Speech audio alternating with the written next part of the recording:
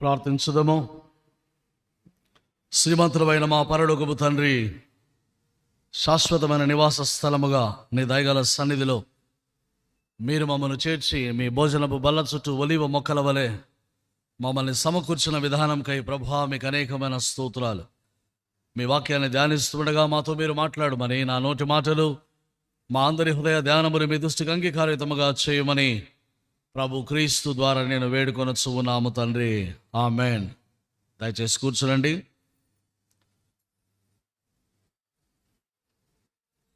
ప్రభునందు ప్రేమైన వాళ్ళలో యేసు క్రీస్తు ప్రభు యొక్క పరిశుద్ధమైన నామమున చేరివచ్చిన మీ అందరికీ వందనాలు, శుభములు తెలియచేస్తూ ఉన్నాను. దేవుని యొక్క మహాకృపలో, దేవుని యొక్క దయగల సన్నిధిలో చేరి ఆత్మతో సత్యముతో దేవాది దేవుని ఆరాధించడానికి ప్రభు మనకు అనుగ్రహించిన ఈ శ్రేష్టమైన కృపను బట్టి దేవాది దేవునికి మనము వందనస్తులమై ఉన్నాం. ఈరోజు మనం ధ్యానం చేసే అంశము from Lodebar to the Lord's table. From Lodebar to the Lord's table. Lodebar అనే స్థలము నుండి ప్రభు బల్ల వరకు మన సహవాసం ఏ రీతిగా మరి దేవుడు మనకు దయచేస్తాడో దాని రోజు మనము ధ్యానం చేయనై ఉన్నాం. సమూయేలు 2వ గ్రంథము 9వ అధ్యాయము ప్రారంభ వచనాల్లో దావీదు అడుగుతున్నాడు, యోనాతానును బట్టి నేను ఉపకారము చూపుటకు సౌలు కుటుంబంలో ఎవరైనా ఉన్నారా అంటున్నాడు. ప్రేమైన దేవుని వలన సౌలు మహారాజు 40 సంవత్సరాల పరిపాలన అనంతరం దావీదు మహారాజుగా పట్టాభిషక్తుడయ్యాడు. ఆయన 40 సంవత్సరాల ఆయన కూడా పరిపాలన చేశాడు. ఈ పరిపాలన కాలంలో దావీదు ఎప్పుడైతే సింహాసనాసీనుడయ్యాడో సౌలు కుటుంబంలో ఉన్న యోనాతాను కుటుంబానికి ఆయన ఉపకారము చేయాలని ఆలోచన చేస్తూ ఉన్నాడు. వాస్తవికంగా ఈ రాజరిక వ్యవస్థను మనం గమనిస్తే రాజరికంలో, రాజకీయాల్లో శత్రుశేషం ఉండకూడదు అనేది మామూలుగా మనం వింటూ ఉంటాం. దావీదు రాజుగా సింహాసనాన్ని అధిష్ఠించాడు అంటే సౌలు కుటుంబీకులందరినీ ఎవరిని లేకుండా చేయడానికి తప్పక వారు ప్రయత్నాలు చేస్తారు. కానీ దావీదు అలా సౌలు కుటుంబానికి కీడు చేయకుండా ఆ కుటుంబానికి నేను ఉపకారము చేయాలి, ఎవరైనా ఉన్నారా అని అంటూ ఉన్నాడు. ప్రేమైన దేవుని వలనరా అక్కడ సీబా అనే ఒక సేవకుని పిలిచినప్పుడు 3వ వచనములో దావీదు అంటున్నాడు, సమూయేలు 2వ గ్రంథము 9వ అధ్యాయము 3వ వచనము, యెహోవా నాకు దయ చూపినట్లుగా, యెహోవా నాకు దయ చూపినట్లుగా నేను ఉపకారము చేయుటకు సౌలు కుటుంబంలో ఎవడైనా ఒకడు శేషించి ఉన్నాడా? ప్రియమైన వాళ్ళరా, ఎందుకు ఈ ప్రశ్న వేస్తున్నాడంటే మరి సౌలు అతని కుమారులు చిట్ట చివరి యుద్ధంలో వారందరూ యుద్ధం రంగంలో వారు మరణించారు. సౌలు కుటుంబంలో ఉన్నటువంటి వారందరినీ కూడా ఆ తర్వాత చంపివేయడం జరిగింది శత్రువులు. ఇలాంటి పరిస్థితుల్లో ఎవరైనా ఉన్నారా అంటే సేవకుడు అంటున్నాడు, యోనాతానుకు కుంటి కాళ్ళు గల కుమారుడొకడు ఉన్నాడని రాజుతో మనవి చేసెను. అతడు ఎక్కడ ఉన్నాడు అని రాజు అడుగుతూ ఉంటే చెప్తున్న మాట ఏమిటంటే అతడు లోదెబారులో ఉన్నాడు. ఎక్కడ ఉన్నాడంట? లోదెబారు అనగా అర్థం ఏమిటంటే a place of obscurity, poverty and rejection.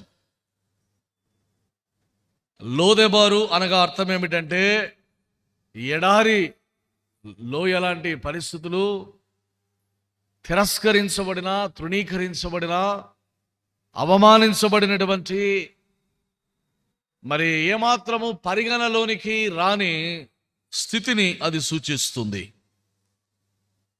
ఒక రాజు యొక్క వంశములో పుట్టినవాడు ఈరోజు ఒక అనామకునిగా బ్రతకాల్సినటువంటి పరిస్థితి ఏర్పడింది. ఈ వికలాంగులుగా మిగిలిపోయినటువంటి మెఫీబోషేతు తండ్రి యుద్ధ రంగంలో చనిపోయినప్పుడు ఒక దాది ఈ బిడ్డను ఎత్తుకొని పోతూ ఉంటే కింద పడి పాపం కాళ్ళు రెండు కుంటివానిగా మిగిలిపోయాడు.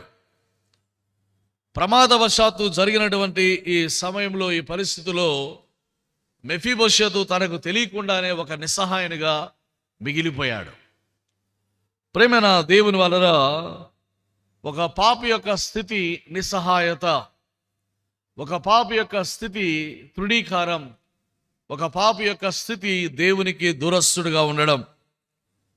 ఏదేను తోటలో అతిక్రమం చేయబడినప్పుడు ఆది దంపతులు ఇరువురు కూడా దేవుని సన్నిధిలో నుండి వెళ్ళగొట్టబడిన వారుగా ఉన్నారు, వెళ్ళగొట్టబడినటువంటి వారు. ఇలాంటి లోదెవారు అనుభవాల మధ్య రాజు నశించిన దానిని వెదికేవానిగా మనం చూస్తున్నాం. లూకాసు వార్త 19:10 మనకు తెలిసిన మాట, నశించిన దానిని వెదకి రక్షించుటకు మనుష్య కుమారుడు లోకములోనికి వచ్చెను. David initiates the search. Mephibosheth does not seek the king. Grace begins with the king's heart. దావీదే వెతకడం అన్నదాన్ని మొదలు పెట్టాడు. మెఫీబోషెతు దావీదు సన్నిధిని వెతకడం లేదు, కానీ మహారాజైన దావీదు ఒక నిస్సహాయుని వెతుకుతూ ఉన్నాడు. 100 గొర్రెల్లో ఒక గొర్రె తప్పిపోయినప్పుడు ఒక కాపరి వెతికినట్లుగా, 10 వెండి నాణెల్లో ఒక నాణెము తప్పిపోయినప్పుడు ఒక స్త్రీ వెతికినట్లుగా, 2 కుమారుల్లో ఒక కుమారుడు వెళ్ళిపోతే కుమారుని కొరకు ఎదురు చూచిన తండ్రిలాగా మెఫీబోషెతు కొరకు దావీదు వెతుకుతూ ఉన్నాడు. మనందరి స్థితి ఇలాంటిదే అయి ఉండగా క్రీస్తు మనల్ని వెతికిన దాన్ని ఇది మనకు జ్ఞాపకం చేస్తుంది. అపోస్తలుడైన పౌలు రోమీలకు రాసిన పత్రిక 5వ అధ్యాయము 8వ వచనములో, రోమీలకు వ్రాసిన పత్రిక 5వ అధ్యాయము 8వ వచనము,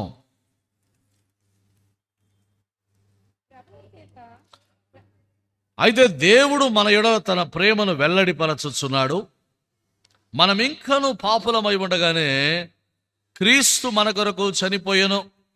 కాబట్టి ఆయన రక్తము వలన ఇప్పుడు నీతిమంతులముగా తీర్చబడి మరింత నిశ్చయముగా ఆయన ద్వారా ఉగ్రత నుండి రక్షింపబడుదుము.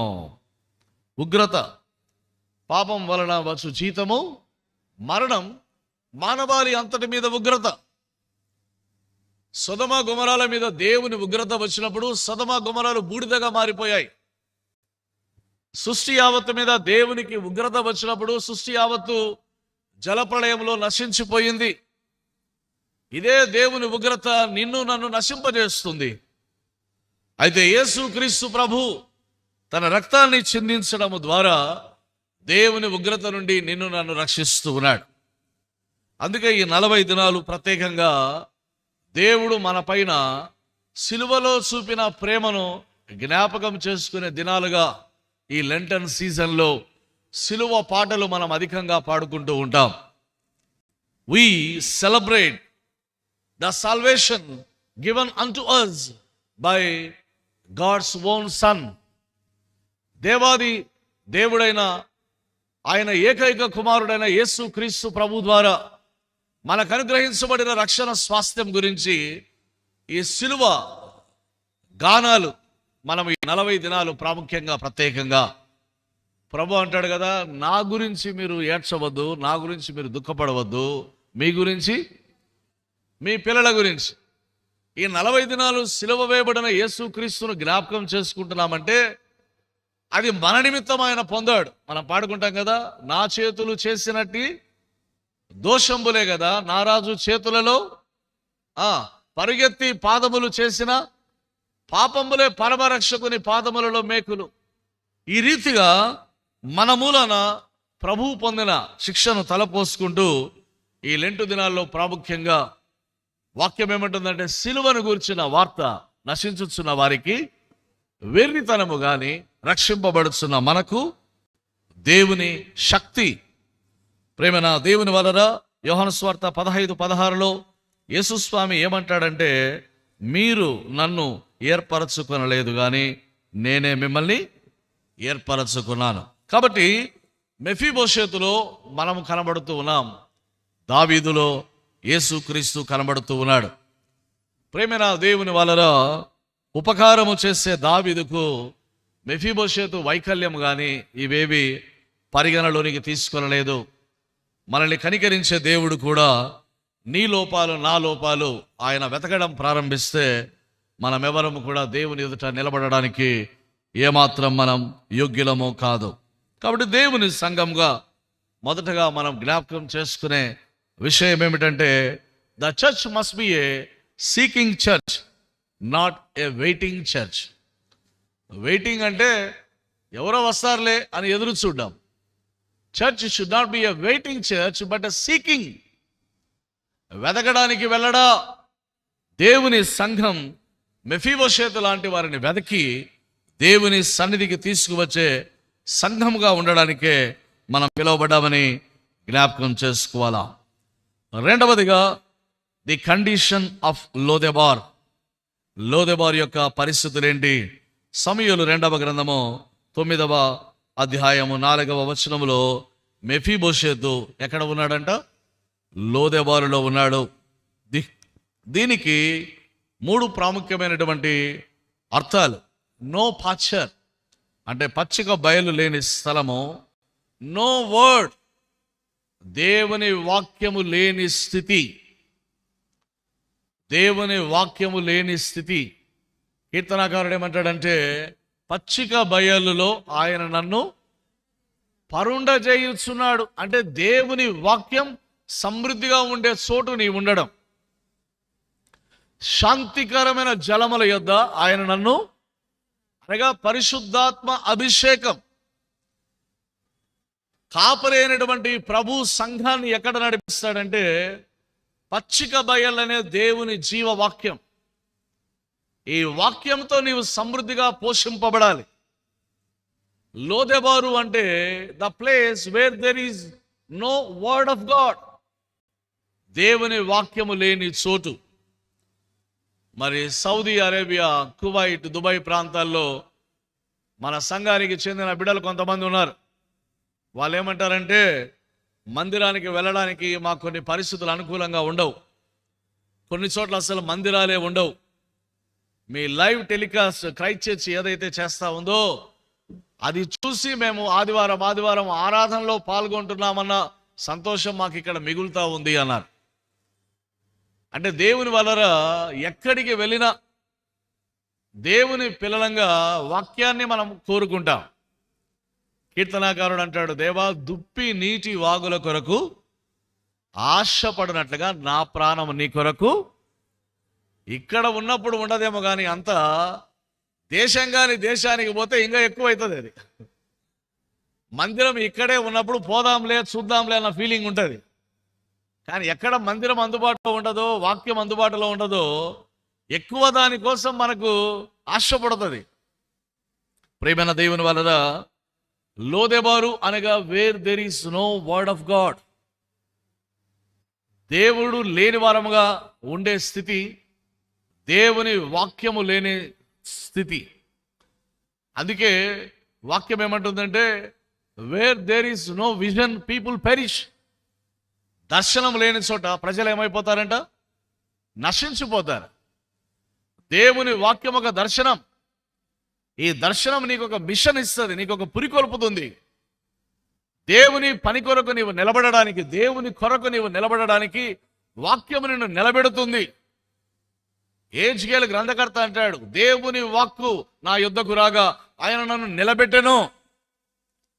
మన ప్రభు ఏమై ఉన్నాడంటే, ఆయన నెరవేర్చు యెహోవా, స్థిరపరచు యెహోవా. మాటను ఇచ్చి దాన్ని నెరవేర్చు దేవుడు, మన దేవుడు. ఈ ఉదయకాలంన Lodebar, where there is no word of God, where there is no pasture, a place of barrenness and hiding. పాపం భయపడి దాక్కున్న చోటు. ఎందుకంటే సౌలు కుటుంబంలో ఉన్న వాళ్ళందరినీ కనబడిన వాళ్ళు కనబడినట్టు చంపేస్తూ ఉంటే పాపం మెఫీబోషేతు భయభ్రాంతుడిగా ఎక్కడో ఒక మారుమూల ప్రాంతంలో బిక్కుబిక్కుమంటూ బ్రతుకుతున్నాడు. ఇలాంటి వానికి వార్త వస్తుంది, మహారాజు నిన్ను రమ్మంటున్నాడు, ప్రభువు నిన్ను పిలుస్తున్నాడు, యేసు నిన్ను పిలుచుచున్నాడు. బూదిగంత నివాసులారా, నా వైపు చూచి రక్షణ పొందుడి, ప్రయాసపడి భారం మోసుకునే వాళ్ళారా నా యొద్దకు రండి. ఈ వాక్యం అనేది వచ్చిన తోడనే మన బ్రతుకులు చిగిరింప చేయబడడం. ఈ సీజన్ ఎక్కడ చూసినా చెట్లన్నీ ఆకులు రాలిపోతూ, ఈ చెట్ల కొమ్మలన్నీ ఏం చూడడానికి పెద్దగా సుందరంగా ఉండవు. మళ్ళీ కొద్ది రోజులకు రాలిపోయిన ఆకుల స్థానంలో మళ్ళీ కొత్తవి చిగిర్చినప్పుడు ప్రతి చెట్టు చూడముచ్చటగా ఉంటుంది. లెంటులో ఉన్న అర్థం ఏమిటంటే చిగిరించుట అనే ఒక అర్థం. మోడుబారిన జీవితాలను మన ప్రభు చిగిరింపజేస్తాడు. పాడైపోయినటువంటి బ్రతుకులను ఆయన తిరిగి కడతాడు. నరులారా రండి అని పిలిచే దేవుడు నిన్ను నన్ను కట్టేవాడై ఉన్నాడు. మెఫీబోషెత్ కండిషన్ ఏంటంటే socially forgotten, politically endangered, emotionally fearful. ఇలాంటి పరిస్థితుల్లో అతనికి ఇవ్వబడుతున్నటువంటి పిలుపు, రాజు నిన్ను పిలుస్తున్నాడు. మానవాళి కూడా దేవునికి దూరస్థులమై అలాంటి స్థితిలో మనం ఉన్నాం. యెషయా గ్రంథం 53వ అధ్యాయము 6వ వచనములో మనం చూస్తాం, మనమందరము గొర్రెల వలె త్రోవ తప్పిపోతుమి. రోమా 3:23లో చూస్తాం, నీతిమంతుడు లేడు, ఒక్కడు లేడు, అందరూ పాపము చేసి దేవుడను గ్రహించు మహిమను పొందలేకపోతున్నారు. ఎఫెసీ 2:1లో చూస్తాం, మనమందరము పాపముల చేత అపరాధముల చేత చచ్చిన వారమై ఉండగా. ఇలాంటి వారి మీద దావీదు ఏమంటున్నాడంటే ఉపకారము నేను చేయాలి అంటున్నాడు. దేవుని సంఘం, we must show compassion, not condemnation. ఒకరి పట్ల ఒకరము కనికరము చూపడం, ఒకరి పట్ల ఒకరము దయ చూపడం, ఒకరి పట్ల ఒకరము ఉపకారము చేయడానికి పురికొల్పబడడం. యోనాతానును బట్టి నేను ఉపకారం చేయాలనుకుంటున్నాను, ఎవరైనా ఉన్నారా? No condemnation. అందుకే వాక్యం ఏమంటుందంటే క్రీస్తునందున వానికి ఏ శిక్షా విధి లేదు. We are all under condemnation. మనమందరం శిక్షకు పాత్రులం.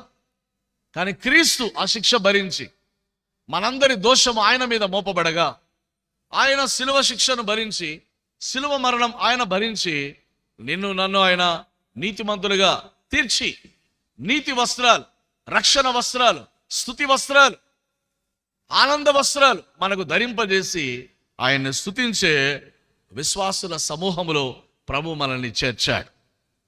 ప్రేమైన దేవుని వలన భయకంపితమైన స్థితిలో ఉన్న మెఫీబోషెతు సమాజంలోనికి పిలువబడుతూ ఉన్నాడు. ఒకడు సమాధుల్లో ఉన్నాడు, వాడిని వాడు గాయాలు చేసుకుంటున్నాడు.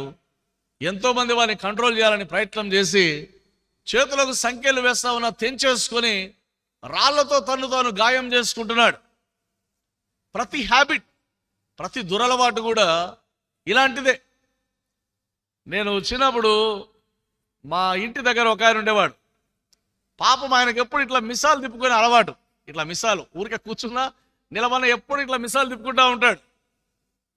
ఉదయము సాయంత్రము టీ తాగడానికి పోయేవాడు.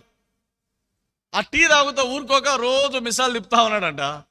ఒకరోజు ఒక 10 మంది వచ్చి పాపం విపరీతంగా కొడతా ఉన్నారు ఆయన్ని. ఎందుకు కొడుతున్నాడు పాపం, ఎవరి జోలికి ఓడైనా అని అందరూ అనుకున్నారు.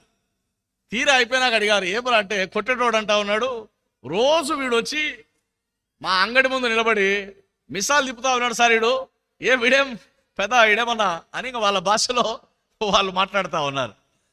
అంటే పాపం ఈయనకేం తెలియదు, ఈయనకున్న హ్యాబిట్ ఏంది, మిసాలు తిప్పడం. ఎదుట కూడా ఏమనుకున్నాడు, వీడు మా మీదికే తిప్పుతా ఉన్నాడా, రోజు ఉదయం సాయంత్రం వచ్చి మా అంగడి కాడికి వచ్చి మిసాలు తిప్పుతా ఉంటే మేము చూసుకుంటా కూర్చోవాలని ఇంటికి వచ్చి కుక్కర్ కొన్నట్టు కొట్టిపోయాను. అంటే హ్యాబిట్ అనేది, కొన్ని హ్యాబిట్స్ ఎట్లా ఉంటాయి, నీకు తెలియకుండానే నష్టం చేస్తాయి. కొన్ని హ్యాబిట్స్, మనిషి యొక్క హ్యాబిట్స్, దురలవాట్లు ఏవైనా సరే అవి తప్పక నష్టాన్ని తీసుకొని వస్తాయి. ప్రేమైన వాళ్ళరా, we need to show compassion, we need to see brokenness, not just behaviour. లోకం అట్లా చూస్తుంది, but brokenness. Remember it's own Lodebar story. దేవుని వలన ఇలాంటి అనుభవాల మధ్య ఉన్న ఈ వ్యక్తి పట్ల దావీదు చూపిన ఈ కంపాషన్, కనికరం ఏదైతే ఉందో అది క్రీస్తు యేసులో మనం కనుగొంటున్నాం. టిమ్ కెల్లర్ అనే దైవజనుడు ఏమంటాడంటే, the gospel is this, we are more sinful then we ever డేడ్ believe, at more loved then we ever డేడ్ hope అంటాడు. The gospel is this, we are more sinful than we ever dared believe, yet more loved than we ever dared hope అంటాడు. సువార్త అంటే ఏంటంటే, మనము ఊహించిన దానికంటే ఘోరమైన పాపులము మనము. కానీ సువార్త ఏమిటంటే, నీవు ఆశించిన దానికంటే దేవుడు ఎక్కువగా నిన్ను ప్రేమిస్తున్నాడు. This is the good news of the cross. పాపులముగా, అత్యధికమైనటువంటి పాపులం మనము. కానీ దేవుని మహాకృప ఏమిటంటే, నీవు ఊహించిన దానికంటే, నీవు ఆశించే దానికంటే అధికంగా దేవుడు నిన్ను ప్రేమించడం. ఇది దేవుని యొక్క అమూల్యమైనటువంటి ప్రేమ. మూడవదిగా ఇందులో మనం జ్ఞాపకం చేసుకున్నది ఏమిటంటే, సమూయేలు 2వ గ్రంథము 9వ అధ్యాయము 7వ వచనాన్ని మనం చదువుదాం. సమూయేలు 2వ గ్రంథము 9వ అధ్యాయము 7వ వచనము. అందుకు దావీదు, నీవు భయపడవద్దు, నీ తండ్రి అయిన యోనాతాను నిమిత్తము నిజముగా నేను నీకు ఉపకారము చేతును. నీ పితరుడైన సౌలు భూమి అంతయు నీకు మరలా ఇప్పించును, మరియు నీవు సదాకాలము నీ బల్ల యొద్దనే భోజనము, నా బల్ల యొద్దనే భోజనము చేయుదుమని సెలవీయగా. గమనిస్తున్నాం, దావీదు మొదటి నుంచి ఏం మాట్లాడుతున్నాడంటే, యోనాతానుడు బట్టి అంటున్నాడు. ఎవరిని బట్టి? ఎవరిని బట్టి? ఫర్ జోనాథాన్ సేక్, యోనాతానును బట్టి. ఎందుకు యోనాతానును బట్టి ఈ కుటుంబాన్ని దావీదు ప్రేమిస్తున్నాడు? సౌలు చచ్చేంత వరకు దావీదును చంపాలని ప్రయత్నం చేశాడు ఎన్నోసార్లు. ఒకానొక రోజున యాజకులు ఉండే గ్రామం, చిన్న గ్రామం అది. సౌలు అతని వెంట ఇబ్బందుల్లో ఉన్నటువంటి ఒక 400 మంది వెళ్తే, దేవుని మందిరంలో మిగిలిపోయిన రొట్టెలు, ఎండిపోయిన రొట్టెలు పెట్టారు. పాపం ఆకలి కొంటున్న దావీదుకు, అతని బృందానికి. యాజకులు మందసం దగ్గర మందిరములో మిగిలిపోయినటువంటి ఎండు రొట్టెలు దావీదుకు, అతని వెంట వచ్చినటువంటి బృందానికి పెట్టినందుకు సౌలు వచ్చి, వీరు యాజకులు, దేవుని సన్నిధిలో ప్రతిష్ఠిత వస్త్రాలు ధరించేవారు అన్న భయము కూడా లేకుండా ఆ పట్టణమును దహించి కాల్చివేసి యాజకులందరినీ చంపించేశాడు సౌలు. దావీదు మీద ఉన్న కోపం ఊరు యాజకులుగా ఉన్నటువంటి గ్రామాన్నే నిప్పు పెట్టి బూడిదగా మార్చేస్తాడు సౌలు. అంటే దావీదు మీద ఎంత ఉగ్రత, కోపం, ఎంత ఆక్రోశం సౌలు కలిగి ఉన్నాడో దీన్ని బట్టి మనం అర్థం చేసుకోవచ్చు. ఇంత ఉక్రోషంతో, ఇంత పగతో రగిలిపోతున్న సౌలు కుటుంబం పట్ల దావీదు ఉపకారం చేయడానికి తరచు ఏ మాట అంటున్నాడంటే, ఫర్ జోనాథాన్ సేక్ అంటున్నాడు. యోనాతానును బట్టి.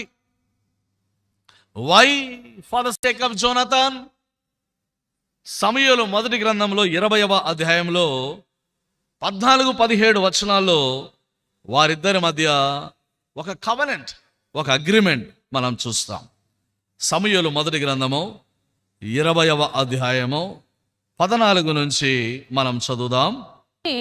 నేను బ్రతికి ఉండిన ఎడల నేను చావకుండా యెహోవా దయచూపునట్లుగా నీవు నాకు దయచూపకపోయిన ఎడల నేను చనిపోయిన ఎడల యెహోవా దావీదు శత్రువులను ఒకడైన భూమి మీద నిలవకుండా నిర్మూలము చేసిన తరువాత నీవు నా సంతతి వారికి దయచూపకపోయిన ఎడలనేమి యెహోవా నిన్ను విసర్జించునుగాక.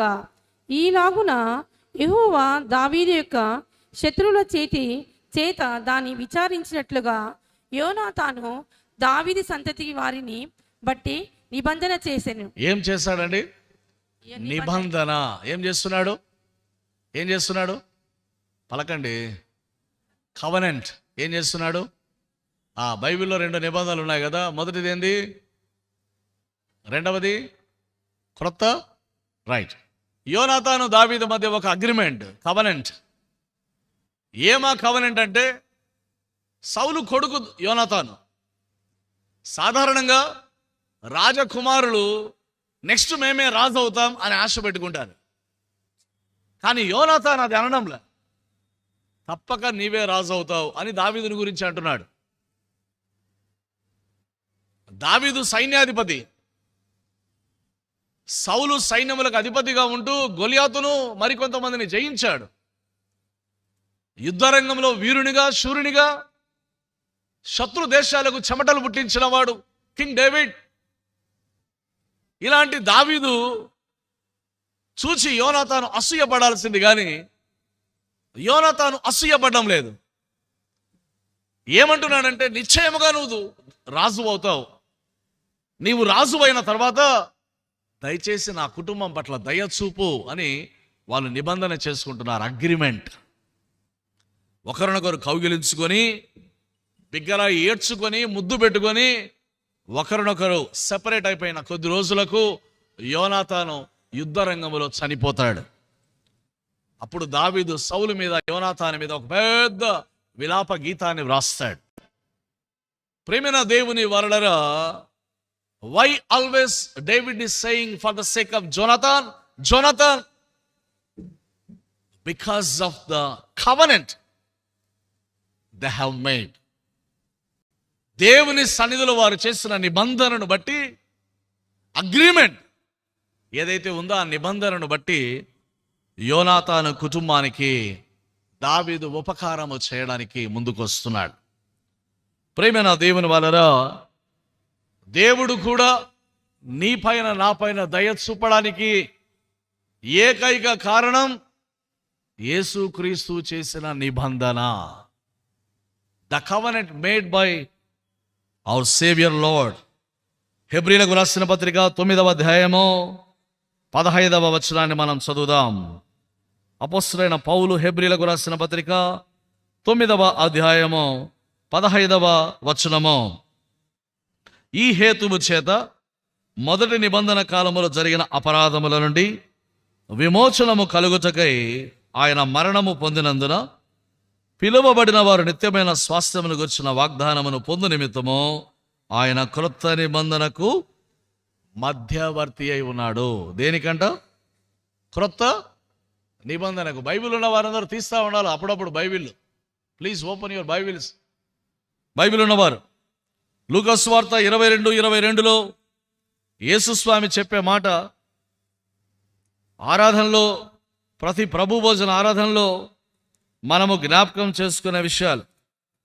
లూకా సువార్త 22వ అధ్యాయము 20వ వచనము. ఆ ప్రకారమే భోజనమైన తరువాత ఆయన గిన్నెను పట్టుకుని, ఈ గిన్నె మీ కొరకు చిందింపబడుచున్న నా రక్తము వలననైనా, ఈ గిన్నె మీ కొరకు చిందింపబడుచున్న నా రక్తము వలననైనా క్రొత్త నిబంధన. ఇదిగో నన్ను అప్పగించు వాని చెయ్యి నాతో కూడా ఈ బల్ల మీద ఉన్నది. ప్రేమైన వారరా, యేసుక్రీస్తు ప్రభుల వారు మహాబేస్తవారం రోజున తన శిష్యులతో కలిసి చివరి భోజనం చేశాడు. ఆయన ఆ చివరి భోజనములో ఆయన రొట్టె పట్టుకొని అంటాడు, మీ కొరకు విరవబడుచున్న నా శరీరం, నన్ను జ్ఞాపకం చేసుకున్నటకై దీనిని చేయండి. ఆ తర్వాత ద్రాక్షరస పాత్ర పట్టుకొని ఏమంటున్నాడు? మీ కొరకు చిందింపబడుచున్న క్రొత్త నిబంధన యొక్క నా రక్తము మీ కొరకు, అనేకుల కొరకు, సర్వలోకం కొరకు యేసుస్వామి ఆ పాత్ర పట్టుకొని అంటున్నాడు, this is the new covenant made with my blood. పాత నిబంధనలు ఏం చేసేవారంటే, ఒక గొర్రెపిల్లను వధించి దాని రక్తాన్ని బలిపీఠం మీద ప్రోక్షించి అది నిబంధనగా ప్రధాన యాజకుడు చెబితే ఇశ్రాయేలుల పాపాలని క్షమించబడ్డాయి అని వారు సంతోషించేవారు. ఇక్కడ యేసుస్వామి తన రక్తము దాన్ని గుర్తు చేస్తూ అంటున్నాడు, do this in remembrance of me. This is the cup of a new covenant. ఇది నూతన నిబంధన. ఈ ప్రభు భోజనములో మనం పాల్గొనే ప్రతిసారి మన కొరకు రక్త నిబంధన చేసిన యేసును మన జ్ఞాపకం చేసుకుంటున్నాం. Do this in remembrance of మీ.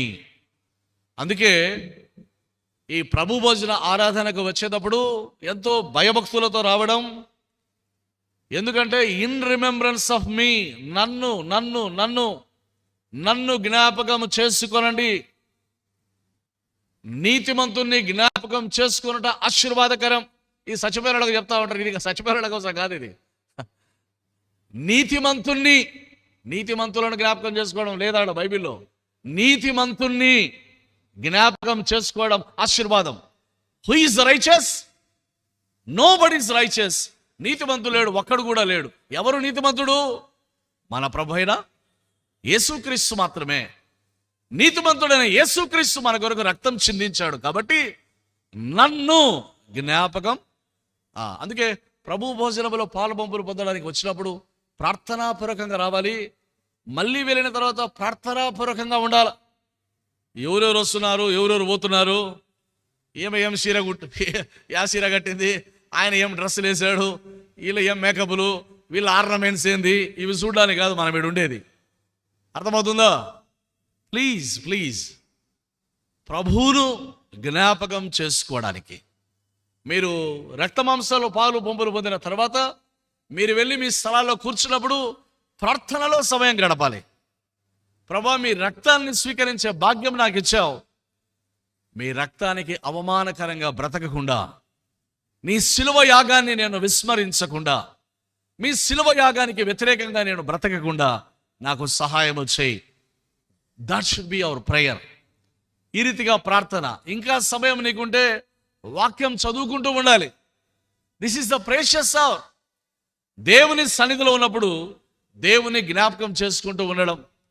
కొంతమంది ఇంకా సెల్ ఫోన్లు చూసుకుంటా, వాళ్ళతో వీళ్ళతో మాట్లాడుకుంటా, పిల్లగాలను ముద్దాడుకుంటా. నీ పిల్లోని నీ ఇంట్లో ముద్దాడుకోమ్మా. This is not the place నీ కొడుకును నీ పిల్లోని ముద్దులాడుకుంటా కూర్చోవడానికి. అర్థమవుతుందా? సెల్ ఫోన్లతో టైం స్పెండ్ చేయకండి. చర్చిలో సెల్ ఫోన్తో టైం స్పెండ్ చేయాలంటే you can spend your time at your home. వాళ్ళ గురించి వీళ్ళ గురించి ఆలోచన చేయడానికి కాదు. Do this in remembrance of me. నన్ను జ్ఞాపకం చేసుకున్నటకై దీనిని చేయండి. బిషప్ దైవాశీర్వాదం తండ్రి గారు దీని మీద ఒక అద్భుతమైనటువంటి పుస్తకం రాశాడు. బిషప్ దైవాశీర్వాదం తండ్రి గారు రాసినటువంటి అద్భుతమైనటువంటి పుస్తకంలో యేసు స్వామి చేసిన శిలువ యాగం గురించి ఒక అద్భుతమైనటువంటి ఇలస్ట్రేషన్. మేడగదిలో 12 మంది శిష్యులతో ప్రభు చివరి రాత్రి భోజనం చేశాడు. ఈ చివరి రాత్రి భోజనం చేసినప్పుడు ఈ 12 మంది కూర్చోవడానికి పెద్ద టేబుల్, డైనింగ్ టేబుల్ అరేంజ్ చేస్తే ఈ డైనింగ్ టేబుల్కి ఈ వైపు ఆ వైపు 2 స్తంభాలు ఉన్నాయి. ఈ 2 స్తంభాల మీద పెలికాన్ బర్డ్ పెయింట్ చేయబడి ఉంది.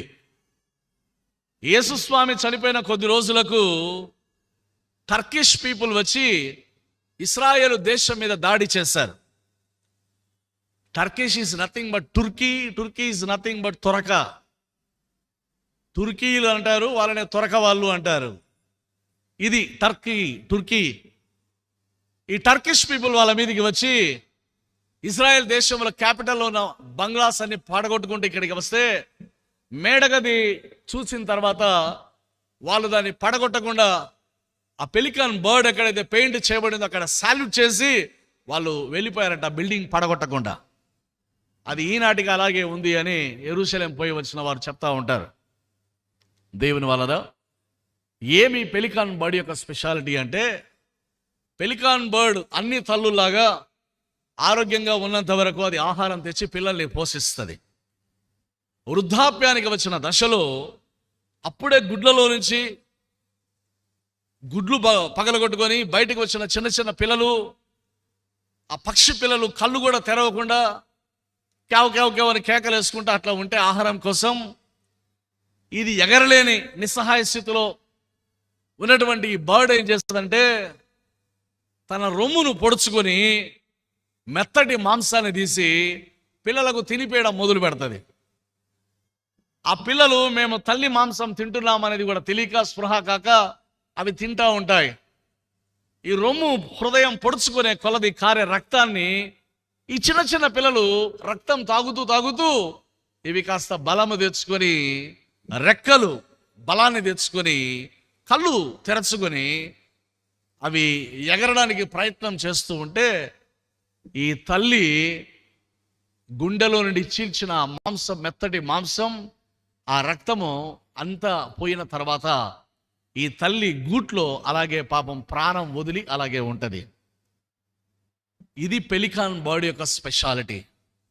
ఈ పెలికాన్ బర్డ్ పెయింటింగ్ చేయబడిన ఇక్కడ యేసుస్వామి కూర్చొని ఏమంటున్నాడంటే, ఇది మీ కొరకు ఇవ్వబడుతున్న నా శరీరము, ఇది మీ కొరకు చిందింపబడుతున్న నా రక్తము. ఒక పెలికాన్ బర్డ్ దాని మాంసము, రక్తము తిని బలము తెచ్చుకొని ఏ రీతిగా పక్షులు రెక్కలు చాపి ఎగురుతూ వెళ్తాయో, ఈ ప్రభు భోజనంలో పాలుబొబు ప్రతిసారి నిత్య జీవమునకై ఎగిరిపోయే పక్షుల్లాగా నూతన బలాన్ని, నూతన శక్తిని మనం పొందుకుంటాం. ఇది రాజు బల్ల యొద్ద భోజనం చేసే మెఫీబోషెతు కలిగిన భాగ్యం. మనం కూడా ఈ బల్ల చుట్టూ ఒలీవ మొక్కల్లా ఉండడానికి ప్రభు నన్ను ఏర్పాటు చేసుకున్నాడు. మనము ఉత్తమ ద్రాక్షవల్లి అని ప్రభు అనుకుంటే, మనము కారు ద్రాక్షలు కాసేవారిగా మారిపోతే, వీరు సొంతంగా మంచి ద్రాక్షలు కాయలేరని ఆయనే ద్రాక్షవల్లిగా ఈ లోకానికి వచ్చి ఆయనలో మనల్ని అంటుకట్టి అంటున్నాడు, మీరు ఫలించండి, మీరు బహుగా ఫలించుట వలన నా తండ్రికి మహిమ కలుగుతుంది. మారు మనసుకు తగిన ఫలాలు ఫలించండి. ప్రేమ వలరా మెఫీబోషెతు ఇంతవరకు హ్యాండిక్యాప్, ఇంతవరకు బలహీనుడు. కానీ ఎప్పుడైతే బల్ల దగ్గర కూర్చున్నాడో అతని వైకల్యం ఎవరికి కనపడదు. The dining table covers all his weaknesses. అదే రీతిగా ప్రభు యొక్క భోజనంలో పాల్గొనే ప్రతిసారి the blood of Jesus covers all our weaknesses, all our stains. మన బలహీనతలన్నీ కొట్టివేసి నూతన బలంతో మనం నింపబడి లోకంలోనికి వెళ్ళడానికి ఈ రక్తం నన్ను బలపరుస్తుంది. ప్రేమైన వలరా Lodebar where there is no pasture, అలాంటి చోట్ల ప్రభు పచ్చిక బయళ్ళ చోటికి నన్ను తీసుకొని రావడం. ఫిలిప్ యాన్సీ అనే థియోలాజియన్ ఏమంటాడంటే, grace means there is nothing we can do to make God love us more.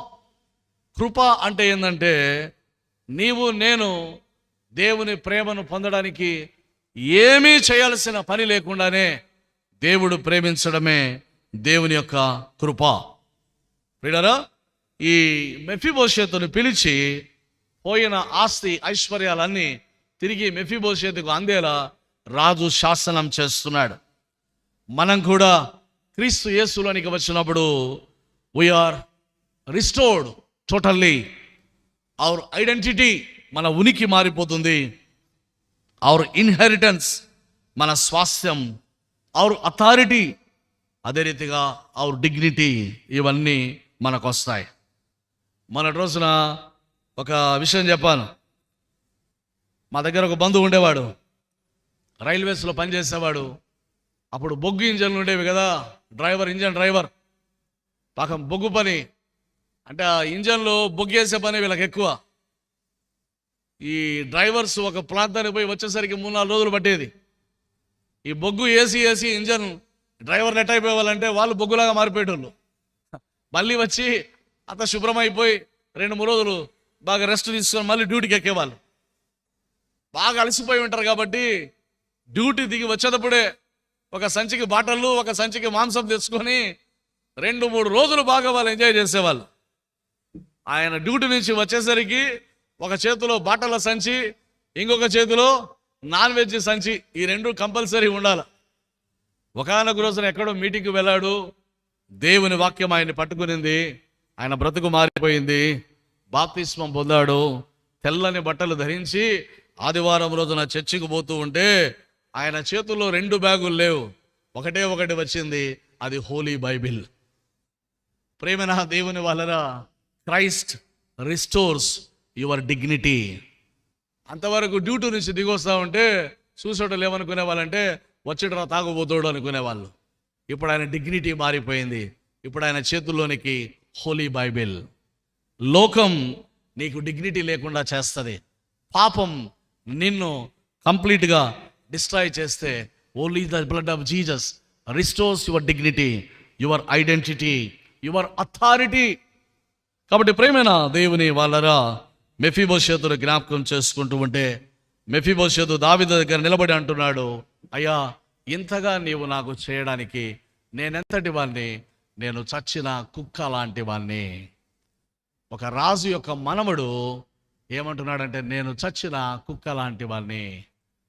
దేవుని వద్ద ప్రతిసారి ఈ హ్యూమిలిటీ, ఈ విధేయత, ఈ తగ్గింపు మనము కనపరిచినట్లయితే, so Lenten season is a season to bend, season to mend and season to lend. నిన్ను నీవు పరిపూర్ణంగా తగ్గి ప్రభు పాదాల దగ్గరికి. ఒక పూట భోజనం సాక్రిఫైస్ చేస్తే కడుపు కాలుతుందేమో కానీ మన ఈగోస్, మన ఏవేవైతే వ్యతిరేక భావాలు మన హృదయాల్లో ఉంటున్నాయో, we need to sacrifice them. ఒక పూట భోజనం సాక్రిఫైస్ చేయడం పెద్ద కథ కాదు, వీటిని సాక్రిఫైస్ చేయాల. జెలసీ, హేట్రెడ్, అన్ఫర్గివ్నెస్, ఇలాంటివి ఏవేవైతే హృదయంలో నాటుకొని పోయాయో we need to sacrifice them at the altar of Jesus. బలిపీఠం దగ్గర సజీవ యాగంగా వాటిని మనం సమర్పించాలి. Lent is a season to mend your ways. మన మార్గాలు సరి చేసుకోవాలా. Lent is a season to lend your hand. నీ చేతిని చాపాలా. సమూయేలును తల్లి దేవునికి ఇచ్చి వేసింది. ఆమె సమూయేలును మళ్ళీ తీసుకొని పోలేదు. మన జీవితాలు కూడా దేవునికి ఇచ్చి వేస్తున్నాం, మళ్ళీ లోకం కోసం వాటిని తీసుకొని పోలేము. This is the meaning of the Lent. Lending సమూయేల్ అన్నదాని నుంచి వచ్చిందే లెంట్, దేవునికి ఇవ్వడం. అందుకే పౌలు భక్తుడు ఏమంటాడంటే, ఆత్మ సంబంధించినటువంటి వ్యక్తులు వారి శరీరాన్ని వారి ఇచ్చలతో కూడా సిలువకు వేయడం. This is the true meaning of the Lenten season. మెఫీబోషెతు అంటున్నాడు, నేను చచ్చిన కుక్క లాంటి వాణ్ణి. దావీదు మళ్ళీ మెఫీబోషెతును దీవించి అంటున్నాడు, నీవు సదాకాలము నా బల్ల వద్ద ఉంటావు. కీర్తనాకారుడు అంటాడు, కృపాక్షేమములే నా వెంట వచ్చును, చిరకాలము చిరకాలము చిరకాలము యెహోవా మందిరములో నేను నివాసము చేసేదను. మెఫీబోషెతును యోనాతానును బట్టి ప్రేమించిన దావీదు వలె యేసుక్రీస్తును బట్టి దేవుడు నిన్ను నన్ను ప్రేమిస్తూ ఉండగా, ఆ ప్రేమను జ్ఞాపకం చేసుకుంటూ నిండు కృతజ్ఞతతో ప్రభువును స్తుతిస్తూ ఆయనకిష్టమైన వారంగా ఈ లోకంలో బ్రతకడానికి పరిశుద్ధాత్మ దేవుడు మనందరికీ సహాయము దయచేయునుగాక. ఆమెన్. తండ్రి, కుమార, పరిశుద్ధాత్మ పేరట ఆమెన్.